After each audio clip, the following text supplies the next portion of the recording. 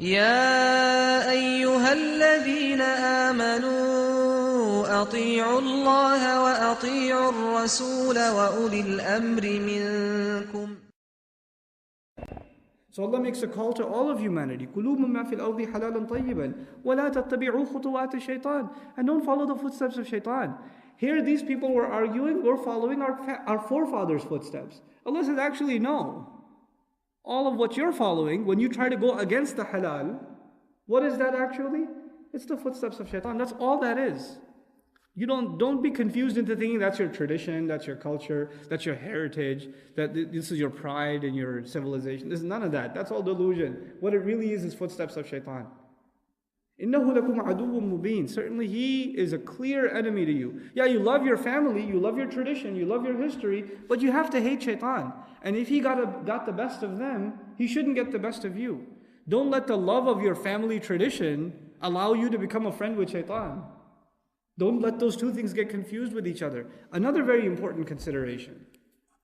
You know, sometimes our loved ones, they ask us to do questionable things. Especially for the Muslims nowadays when it comes to weddings, is a good example. You know, they ask us to do questionable things. They ask us to, for example, take out a credit card loan, or go and do an overly extravagant wedding that's going to put everybody in a financial difficulty. Then of course the way the party is going to happen is also not exactly going to be halal, you know. And there's going to be, you know, dancing and this and that. And this is a typical Muslim wedding. You can't even tell the difference between that and a Christian wedding nowadays. Except for the imam that walks in for 5 minutes and everybody puts the napkin on their head. And, you know, except for that part, you can't even tell the difference, right? No, they hire a DJ and everything. This friend of mine back from college, right? He invited me to his wedding. And I kind of knew that it's going to be a little shady. So I was trying to get out of it somehow because I try not to be part of those kinds of gatherings. But out of respect for the family, I went at least to say salam. And the DJ he hired, was the owner of the halal meat store. Okay, so the guy I buy meat from every week, right? So I walk in and this guy's like blasting music, he's like in the groove. I'm like, is that you? He sees me and he puts nasheeds on. I'm like, save it, bro. I was here or not, Allah's been here, man. You know, and he's just like avoiding eye contact. I'm like, yeah, no, this is too awesome. But this is like, you know, and this is at a Muslim wedding, right? And I'm not passing a fatwa on music or anything, but the kind of gathering, you can tell shaitan's there. You can tell when there are no barriers, there are no restrictions between inappropriate interaction. You know, when Muslim women are dressed and they're decked out, they can get dressed up for themselves, that's fine, but when they're dressed in a way like, I'm sorry to be offensive, but it looks, you know, back home, the way they dress like elephants, like in Hindu tradition, they like deck them out in all these fancy colors. They do this with buses in Pakistan. You ever see that? Those crazy colors and bells and whistles hanging. That's how they dress our women. You know, they're like this insane colors flashing at you.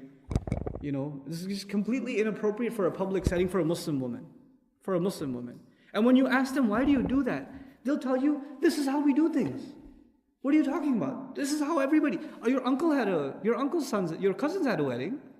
What are they going to say if we don't have a wedding like this? Why are you so extreme? This is how we do things in our family. And you know what's so funny about that question? If you were to show them a picture of their own grandfather and their own grandmother, grandpa's got a big old beard, and grandma, you can't even see her face. Her face is like the chadar is hanging over the head. You can barely see her face. They're completely modest. I was like, what family tradition are you following? Even these same people that have become so, you know, forward-thinking, they call themselves, right? They've become so forward-thinking. Even in their tradition, go a couple of stages back, couple of generations back, you'll find Islam. They've abandoned tradition. What they call tradition is a joke. What tradition is that if not Hindu tradition for us? You know, one of my teachers, Dr. Islah rahimahullah, one of the most painful experiences of his life, he describes it. He was invited also to a wedding. And this wedding was at the border of India and Pakistan. It was a part of Lahore that's kind of touching the border of India. It was a Muslim wedding. So he went there, he was invited, so he went. And he goes, and there's a Completely inappropriate gathering, music is blasting, this and that. Asr time comes, nobody even gets up. So he kind of takes one of the tablecloths off the table, puts it on the side, and he starts making salat by himself. And a couple of people joined him. And the groom felt bad, so he joined him too. And Dr. Saab himself says, I don't think he made wudu. But he joins him anyway. And after he finishes making salah, he's looking around and he's thinking to himself, man, not 50 miles from here, on the other end of the border, there's a Sikh wedding going on. There's a Hindu wedding going on. And there's no difference between these two weddings. You couldn't tell the difference.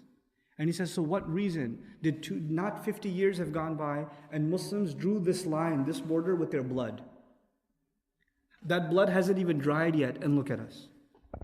There were 2 generations ago, Muslims were staying up all night in countries like Algeria, in countries like Pakistan, in countries like, in Egypt, all over the Muslim world that were occupied by foreign powers.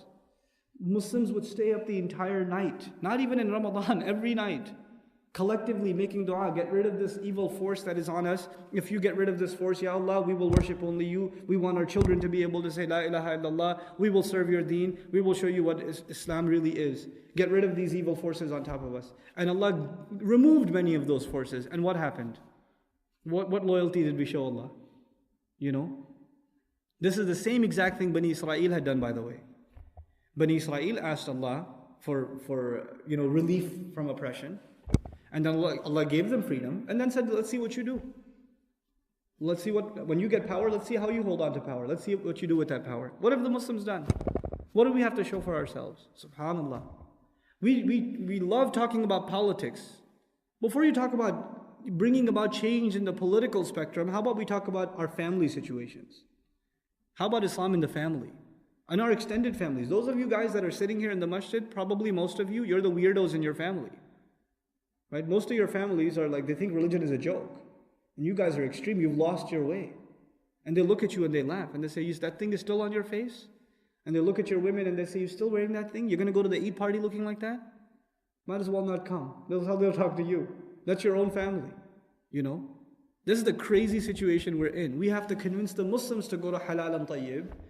And here Allah is talking to all of humanity and saying, كُلُوا مِمَّا فِي الْأَرْضِ حَلَالًا طَيِّبًا وَلَا تَتَّبِعُوا خُطُوَاتِ الشَّيْطَانِ.